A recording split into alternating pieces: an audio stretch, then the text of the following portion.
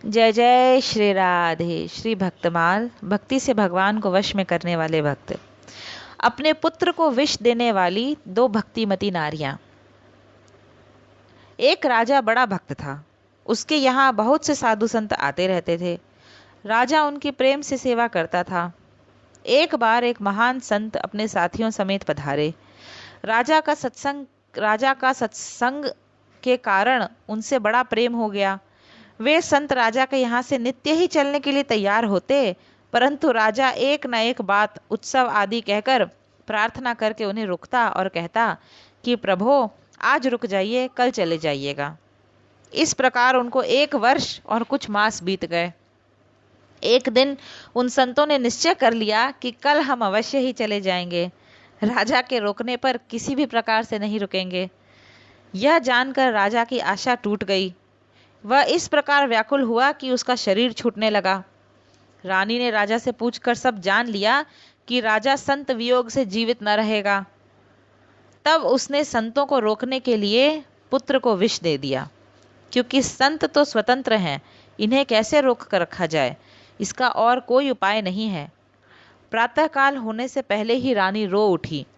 अन्य दासियां भी रोने लगी। राजपुत्र के मरने की बात फैल गई। राजमहल में कोलाहल मच गया। संत ने सुना तो शीघ्र ही राजभवन में प्रवेश किया और जाकर बालक को देखा।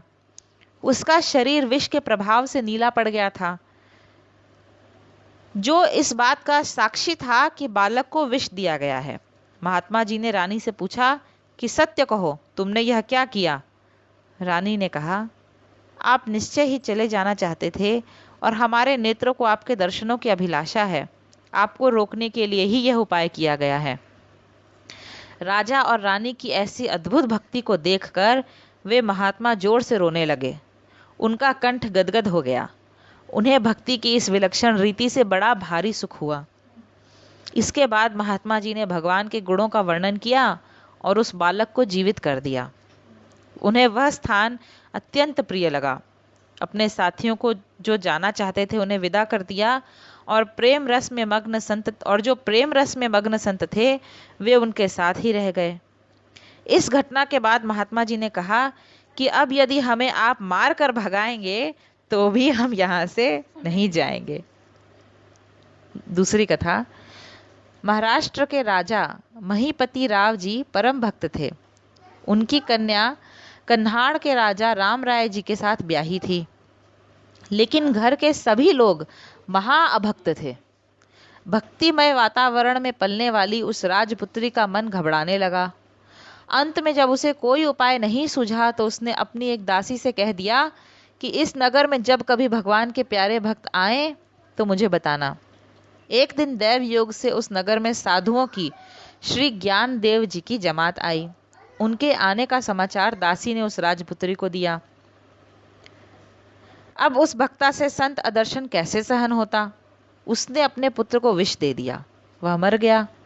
अब वह राजकन्या तथा दूसरे घर के लोग रोने लगे तथा विलाप करने लगे।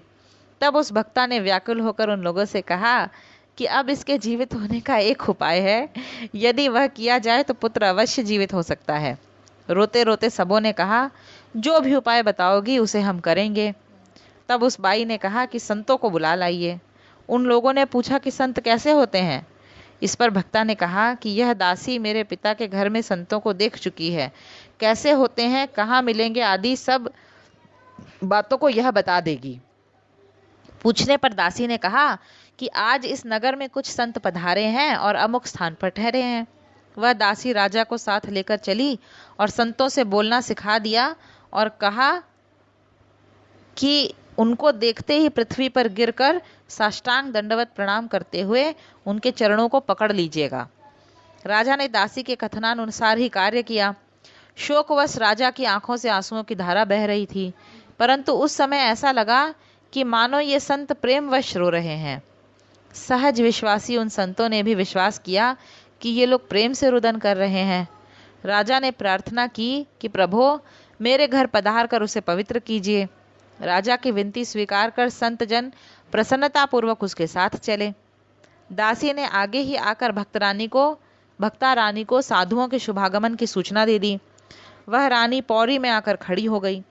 संतों को देखते ही वह उनके चरणों में गिर पड़ी और प्रेमावश गदगद हो गई। आंखों में आंसू भरकर धीरे से बोली, आप लोग मेरे माता पिता को जानते ही होंगे, क्योंकि वे बड़े संत सेवी हैं।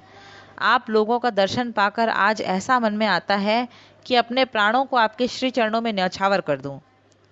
उस भक्ता रानी की अति विशेष प्रीति देखकर संत जन अति प्रसन्न हो गए और बोले कि तुमने जो प्रतिज्ञा की है वह पूरी होगी। राजमहल में जाकर संतों ने मरे हुए बालक को देखकर जान लिया कि इसे निश्चय ही विष दिया गया है। उन्होंने भगवान का चरणामृत उसके मुख में डाला। वह तुरंत जीवित हो गया। इस विलक्षण चमत्कार को देखते ही राजा एवं उसके परिवार के सभी लोग जो भक्ति से विमुख थे, सभी ने संतों के चरण पकड़ लिए और प्रार्थना की कि हम लोग आपकी शरण में हैं। तब संतों ने उन सभी को दीक्षा देकर शिष्य बनाया। उन लोगों ने वैष्णव बनकर संतों की ऐसे प्रेम से सेवा करना आरंभ कर दिया जिसे देखकर लोग प्रेमा विभोर हो जाते थे। बोलिए भक्त वत्सल भगवान की जय। जय जय श्री राम।